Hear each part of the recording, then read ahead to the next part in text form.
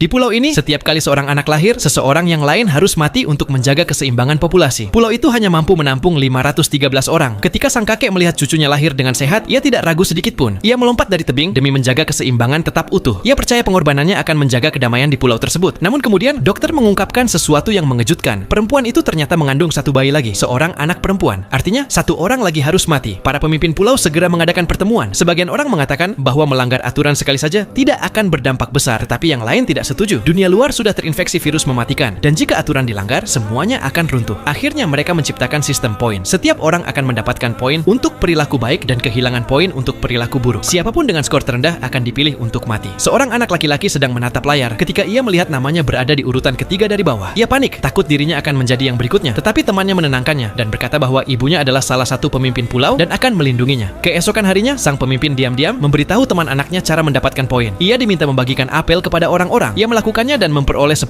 poin. Naik dalam daftar. Beberapa hari kemudian, pemungutan suara dimulai. Skor terendah dimiliki oleh seorang penebang kayu yang sebelumnya mencuri makanan. Kerumunan orang memilih dia untuk mati. Saat ia dibawa pergi, istrinya tiba-tiba berdiri dan mengungkapkan kebenaran yang mengerikan. Ia mengatakan bahwa pemimpin pulau sering membawanya ke ruangan gelap dan memaksanya. Dan jika ia menolak, jatah makanan mereka akan dipotong. Awalnya tidak ada yang mempercayainya. Tetapi kemudian semakin banyak perempuan maju dan mengatakan hal yang sama. Anak laki-laki itu membeku ketakutan dan berlari kepada ibunya, memohon agar dilindungi. Namun di hadapan kerumunan, ibunya tak bisa berkata apa-apa. Pada akhirnya, suara berbalik melawan anaknya sendiri. Lebih dari 400 orang mengangkat tangan agar ia mati. Anak itu kini yang terpilih, tetapi sang ibu tak sanggup melihat anaknya mati. Ia mengambil keputusan untuk mengirimnya keluar pulau. Karena dunia luar dipenuhi virus mematikan, semua orang setuju. Mereka mengurungnya dalam kandang seperti penjara. Malam itu, ibunya datang menemuinya untuk terakhir kali dan memberinya kalung emas miliknya. Ia berkata, itu satu-satunya hal yang tersisa untuk diberikan dan berharap itu bisa membantunya bertahan hidup di luar sana. Keesokan harinya, para penjaga bersenjata membawa anak itu meninggalkan pulau. Saat pergi, ia mematahkan hidung si penebang kayu tanpa ragu sedikit pun. Ia sama sekali tidak merasa bersalah. Tetapi ketika ia tiba di kota luar yang hancur, rasa takut akhirnya menghantamnya. Ia memohon kepada orang-orang agar membawanya kembali, mengatakan bahwa ibunya akan memberikan apa saja. Namun mereka justru memukulinya. Mereka sudah membencinya. Dan pada akhirnya, dia ditinggalkan sendirian di tanah tandus.